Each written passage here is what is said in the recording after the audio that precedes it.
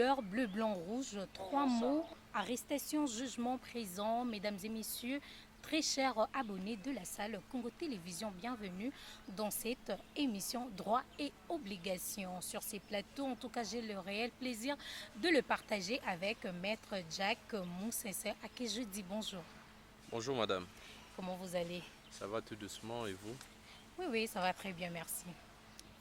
Fidèle abonné de la salle Congo Télévision avec Maître Jack Moussessé, nous allons parler de quid des arrestations arbitraires et illégales. Et beaucoup plus, vu que lui, il est dans ces domaines, il va nous expliquer, il va nous faire comprendre c'est qu'une arrestation arbitraire ou encore une arrestation illégale.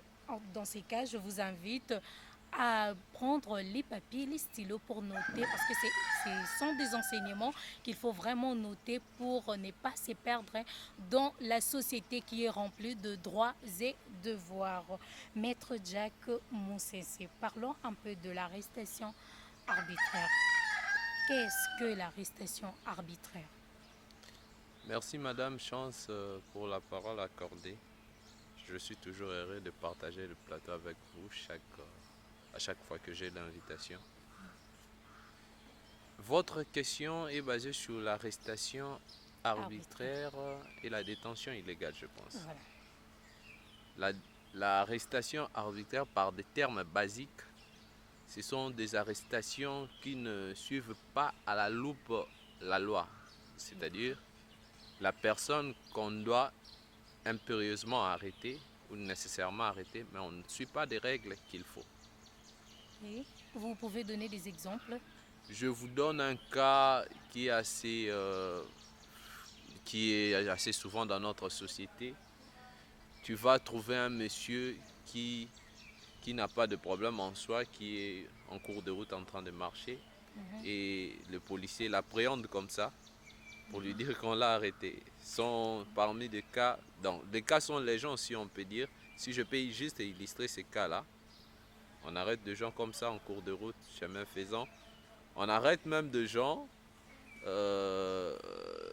des copains et copines, ou soit de couples, aux alentours de 20h, 22h.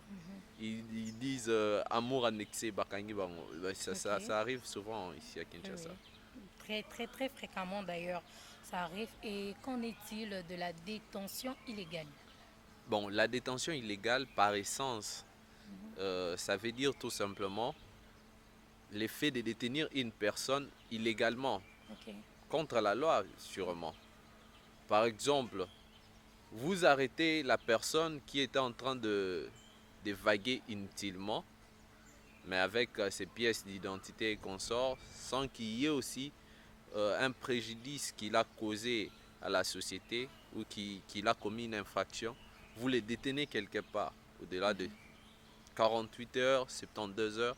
C'est ce que nous appelons la détention illégale. Illégal vient du mot légal, ce qui est illégal, donc ce qui est contraire à la loi. D'accord. Et Maître Jack, essaie un peu de nous expliquer une personne qui est arrêtée pendant la nuit. Je peux donner l'heure à 4 heures. À 4 heures du matin, cette personne-là est arrêtée. Cette arrestation-là, on peut la classer dans la classe de l'arrestation illégale ou arbitraire? Non, la personne qui est arrêtée à 4 heures, comme vous avez illustré les cas, d'ailleurs, pour être un peu plus clair, l'arrestation arbitraire et la détention illégale est prévue dans l'article 67 du Code pénal congolais, livre 2. Par rapport maintenant à votre question, si on peut bien le dire, nous avons toujours conseillé à nos frères et sœurs, à nos compatriotes, aux alentours de ces heures-là, il faut au moins être muni des pièces d'identité, de sorte que, une fois qu'on vous appréhende comme ça, que ça ne soit pas, que vous ne tombez pas sous le coup des arrestations et consorts. Parce que dites-moi, une fois que vous avez, par des policiers qui sont réellement formés, parce qu'au Congo, nous avons bien évidemment, qui sont réellement informés, qui sont bien évidemment formés plutôt, ils vous trouvent à 4 heures, vous les présentez les documents, prenons l'hypothèse que vous venez d'un deuil ou vous venez de l'église, pourquoi vous arrêtez? Ok, parce que votre identité n'est pas douteuse. Parmi les causes de l'arrestation, ça arrive aussi. d'accord. Est-ce que la loi congolaise a prévu l'heure à laquelle on peut arrêter une personne ou pas? Là, je parle de cas, pas de cas de flagrance. Parce que dans les cas normaux, une personne est recherchée depuis longtemps par la police. Est-ce qu'il y a de moments ou de temps donnés par la loi congolaise qu'on peut arrêter une personne ou il n'y en a pas? À tout moment qu'on veut arrêter une personne, on arrête. Non, pas forcément. La loi prévoit que la personne ne peut être arrêtée, je crois bien, au-delà de 20 heures Mhm. et 5 heures. Donc, pendant ces fourchettes de temps-là, on ne peut pas On ne arrêter peut une pas arrêter. personne. Sauf que s'il y a cas de flagrance, De vous savez flagrance. qu'en cas de flagrance, les Mhm. mesures sont un peu relâchées. Parce Ok. que on est en train de se dire qu'une personne qui vient à peine de Mhm.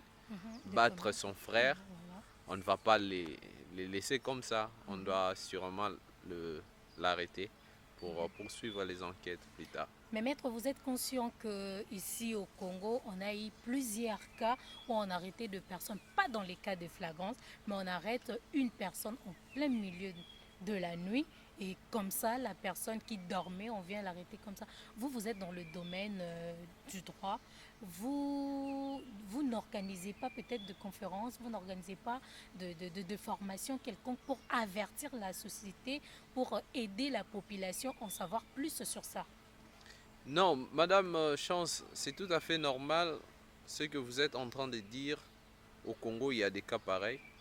Je connais parfaitement des cas comme ça, qu'on arrête une personne sans pourtant lui reprocher de quelque chose. Ok. Et parmi les béabas de l'arrestation, quand on arrête quelqu'un, on doit premièrement lui informer le motif de son arrestation. Ok.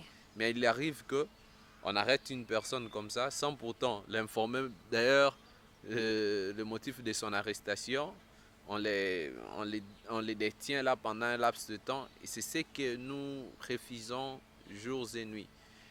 C'est pourquoi nous demandons jours et nuits aux autorités compétentes d'essayer un peu de former les policiers parce que dans la plupart des cas, ce sont des policiers qui les font. Ils arrêtent des gens comme ça sans pourtant avoir une cause valable. Et par rapport à votre question, oui, il y a des gens qu'on arrête comme ça. On arrête comme ça, mais en droit, on dit quelque chose, on dit une citation qui est assez capitale, les droits et droits lorsqu'on sait les revendiquer. Toi, on vient t'arrêter pendant un laps de temps qui n'est pas toléré. Je vais te conseiller de ne même pas sortir de la maison. Est-ce que ces gens-là, avant d'accéder premièrement à la maison, ils ont le mandat de perquisition? Ok. Question mark. Voilà. C'était en tout cas très clair à comprendre. Maître, une autre question. Est-ce qu'il y a moyen pour une personne qui a été arrêtée, soit arbitrairement ou illégalement, d'aller en justice contre ces personnes-là qui les ont arrêtés? Oui, effectivement. Qu'est-ce que la loi prévoit dans l'article 67? Quand on parle de l'article 67, je vais rapidement le lire pour ne pas prêter confusion là-dessus.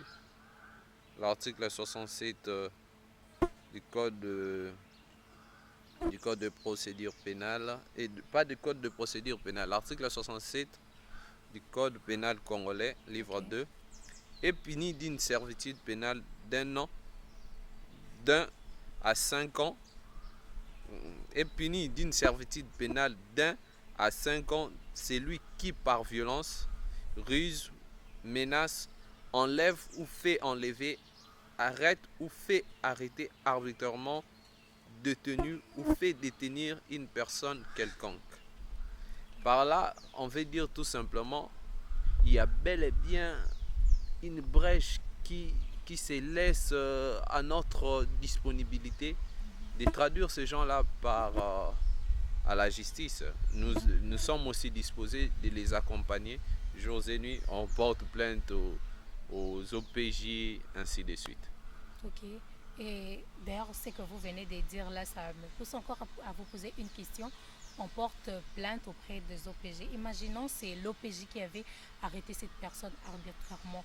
On va encore aller auprès d'un autre OPJ où on peut aller au-delà pour accuser.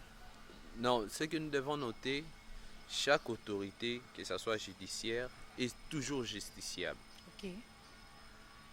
Vous n'allez pas me dire parce que un magistrat a commis un bavure, on n'a pas droit de le porter plainte. Ok. Bien évidemment, on le porte plainte. Un avocat, on le porte plainte par des instances aussi qui sont habilitées. Un OPJ, on le porte plainte aussi. C'est un policier, il n'est pas un dieu où on ne peut pas le porter plainte. Mais aujourd'hui, la justice coûte tellement cher on a peur d'aller porter plainte parce qu'on s'est dit que là-bas, on va payer de frais là que souvent nous sommes incapables de payer. Maître, qu'est-ce que vous pouvez conseiller aux personnes là qui sont un peu lésées par le comportement des autorités judiciaires? Non, ce qui est clair sur le plan théorique. D'ailleurs, dans des cours et tribunaux, on a toujours mentionné ça. Pour déposer plainte, la plainte est gratuite. Ok. Néanmoins, lorsque vous prenez les risques de consulter un avocat pour vous aider à atteindre un but ou un objectif, vous devez sûrement donner de l'argent, de pots de vin comme on a l'habitude, sauf que ce que nous regrettons de plus que l'administration congolaise c'est vraiment de la pourriture. Ok. Tout ne marche qu'avec l'argent. Mais sur le plan théorique, on va te dire clairement que la plainte est gratuite. Mais déposer la plainte gratuite laisse un questionnement là-dessus. Vraiment. Merci beaucoup, maître. Je voulais dire maître Valentin, maître Jack Moussensé, fidèle abonné de la Selle Congo Télévision. C'était là la thématique, les arrestations arbitraires et illégales. Je sais que vous êtes tellement nombreux à suivre ces sujets. Nous sommes arrivés pratiquement à la fin de cette émission, maître. Non, ce que je peux dire par rapport à notre émission, d'ailleurs, j'aimerais encore vous remercier pour une seconde fois pour votre invitation, que nous sommes disponibles à vous servir à tout moment. C'est ce que j'avais à dire. Merci beaucoup, maître fidèle abonné de la salle. Et je ne peux pas en tout cas vous dire bye sans pour autant laisser à mon maître, à mon invité, de saluer ces quelques personnes qui le suivent. Je salue tout le monde, nos abonnés. Sûrement, je vois que la chaîne est en train de venir avec une nouvelle poupe. Ça avance avec des abonnés. Je salue nos abonnés. Je salue tous les confrères, les magistrats, ainsi que notre caméraman, la dame qui est là. Je vous salue. Plein de bonnes choses. Nous sommes disponibles. Ok, merci beaucoup, maître Jack Moussensé. C'était là votre émission Droits et obligations, fidèles abonnés de la Selle Congo Télévision. Je vous dis bye et à la prochaine.